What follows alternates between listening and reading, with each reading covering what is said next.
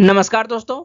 आज है 7 अगस्त 2024। हम लोग 7 अगस्त 2024 से जितने भी करंट अफेयर्स के महत्वपूर्ण क्वेश्चन बन सकते हैं उस सभी पर डिस्कस करेंगे।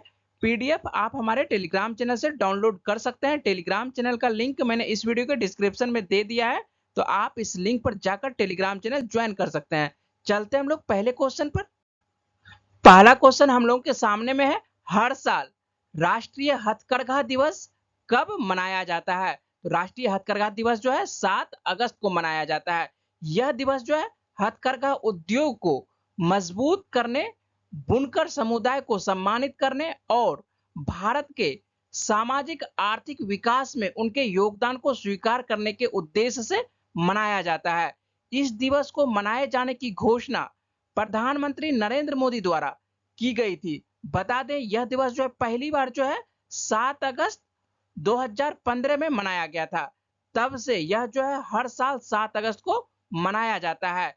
इस बार जो है 10वां राष्ट्रीय हथकरघा दिवस नई दिल्ली के विज्ञान भवन में आयोजित किया जाएगा। इस अवसर पर जो है उपराष्ट्रपति श्री जगदीप धनखड़ मुख्य अतिथि होंगे। नेक्स्ट क्वेश्चन है, हर साल राष्ट्रीय भाला फेंक दिवस कब मनाया जाता है? तो राष्ट्रीय भाला फेंक दिवस जो है आपको 7 अगस्त को मनाया जाता है। भाला फेंक को जो है जेवलिन थ्रो भी इंग्लिश में बोलते हैं। आपको बता दें कि नीरज चोपड़ा ने 7 अगस्त 2021 को टोक्यो ओलंपिक में भाला फेंक में स्वर्ण पदक जीतकर भारत का नाम रोशन किया था। उनकी इस उपलब्धि के सम्मान में हर साल जो है 7 अगस्त को राष्ट्रीय जेवलिन थ्रो दिवस मनाया जाता है। नीरज चोपड़ा की इस उपलब्धि के अलावा इस दिवस को मनाए जाने का उद्देश्य जो है भाला फेंक को एक लोकप्रिय खेल बनाना भी है। इसके साथ ही भाला फेंक खेल के इतिहास और महत्व को बढ़ावा देना भी है। इस दिवस को मनाए जाने की शुरुआत एथलेटिक्स फेडरेशन ऑफ इंडिया द्वारा अगस्त 2021 में की गई।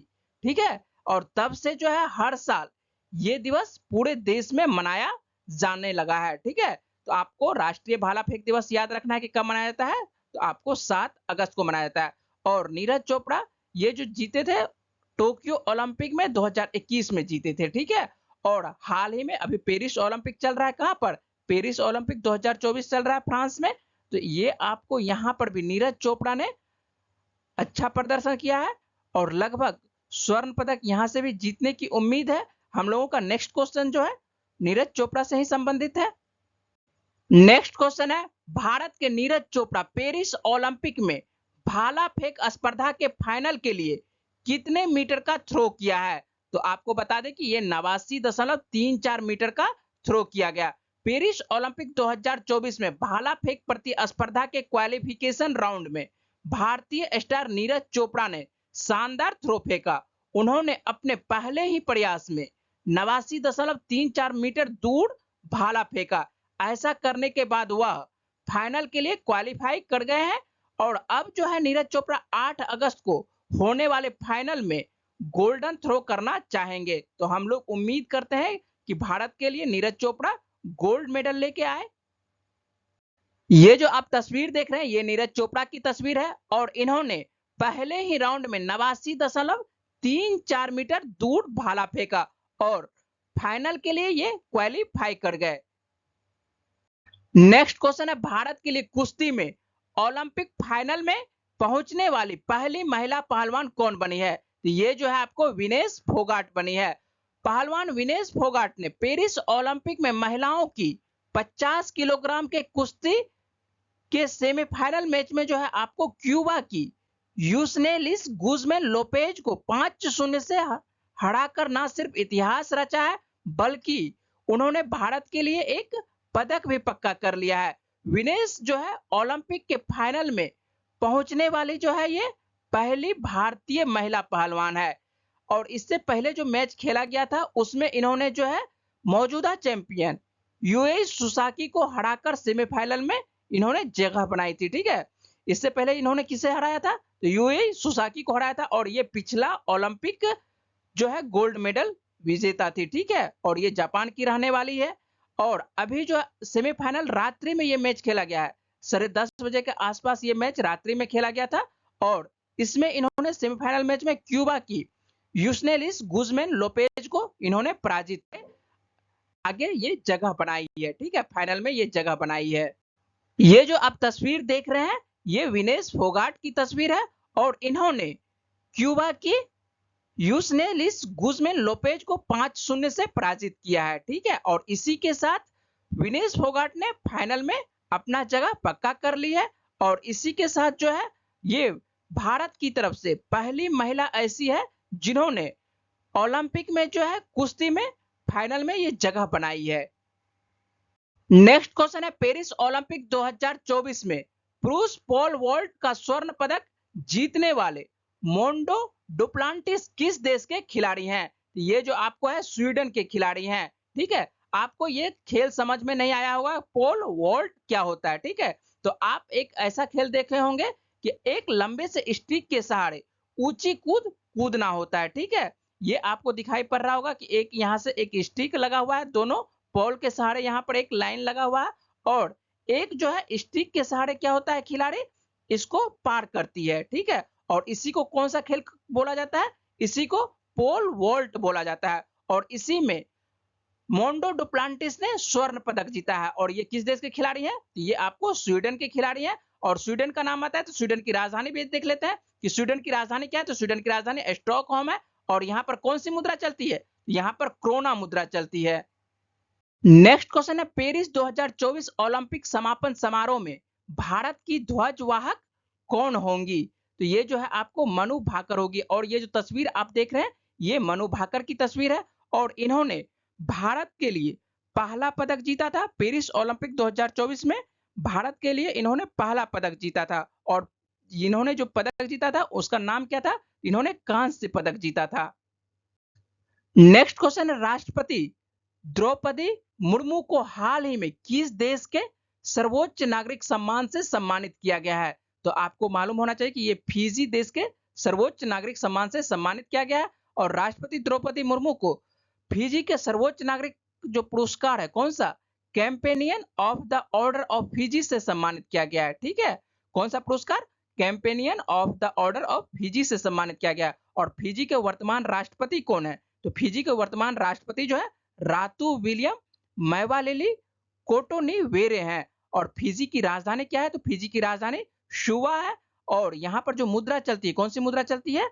डॉलर मुद्रा चलती है और हम लोगों की जो राष्ट्रपति हैं द्रौपदी मुर्मू 3 देशों की यात्रा पर गए हैं। कौन कौन देश? फिजी, न्यूजीलैंड और तिमोर लेस्ते की यात्रा पर गए हैं।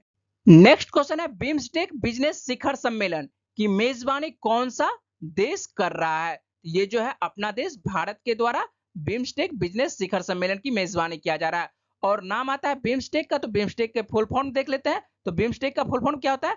बे of Bengal initiative for multi sectoral technical and economic cooperation होता है और एशिया के 7 देश बिम्स्टेक के सदस्य हैं। इसमें जो है दक्षिण एशिया से बांग्लादेश, भूटान, नेपाल, भारत, श्रीलंका और दक्षिण पूर्व एशिया के 2 देश कौन कौन से देश? तो म्यांमार और थाईलैंड इसमें शामिल है। ठीक है, एशिया से आप देखिएगा तो दक्षिण एशिया से आपको दिखाई पड़ेगा कौन कौन से देश? बांग्लादेश दिखाई पड़ रहा है, भूटान, नेपाल, भारत, श्रीलंका और दक्षिण पूर्व एशिया के 2 देश दिखाई पड़ रहे हैं, म्यांमार और थाईलैंड इसमें सम्मिलित हैं। नेक्स्ट क्वेश्चन है, ई साक्ष्य, न्याय सेतु, न्याय श्रुति और ई समन ऐप को किसने लॉन्च किया है? तो गृह मंत्री जो है अमित शाह इनके द्वारा लॉन्च किया गया। अमित शाह ने केंद्र शासित प्रदेश चंडीगढ़ में आयोजित एक कार्यक्रम में इन चारों ऐपों का शुभारंभ किया है।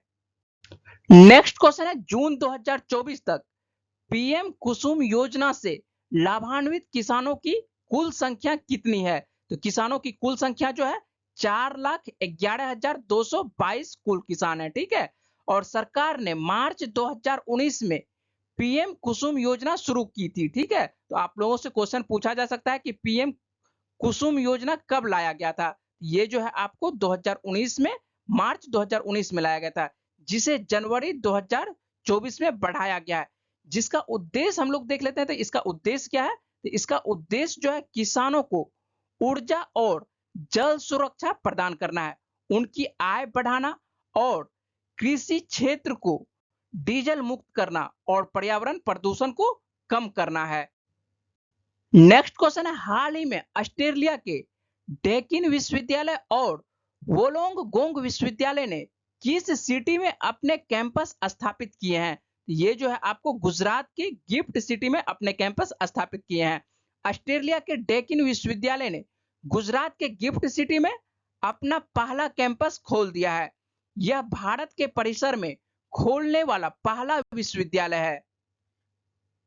नेक्स्ट क्वेश्चन है, भारत में अपने पहले बहुराष्ट्रीय हवाई अभ्यास तरंग शक्ति 2024 की मेजबानी किस स्थान पर कर रहा है? तो भारत जो है तमिलनाडु के सुलूर में हवाई अभ्यास तरंग शक्ति 2024 की मेजबानी कर रहा है।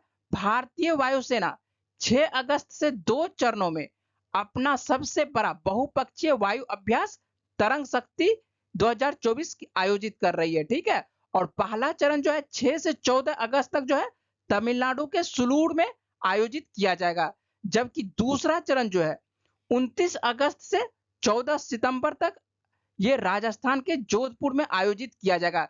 इस तरह से आज के जितने भी महत्वपूर्ण करंट अफेयर्स के क्वेश्चन बन रहे थे उस सभी पर मैंने बातचीत और डिस्कस किए हैं। इसी तरह के डेली करंट अफेयर्स और जीएस संबंधित जानकारी के लिए मेरे चैनल को सब्सक्राइब और लाइक करें। पीडीएफ के लिए आप मेरे टेलीग्राम चैनल से जुड़ सकते हैं और यहां से आप डाउनलोड कर सकते हैं। मेरे से जुड़ने के लिए आप सभी का धन्यवाद। नमस्कार।